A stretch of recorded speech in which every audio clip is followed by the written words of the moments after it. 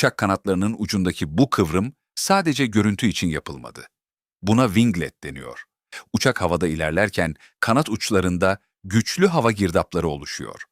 Bu girdaplar uçağı geriye çeken ekstra sürükleme yaratıyor. Winglet, bu girdapların gücünü azaltarak uçağın daha verimli uçmasına yardımcı oluyor.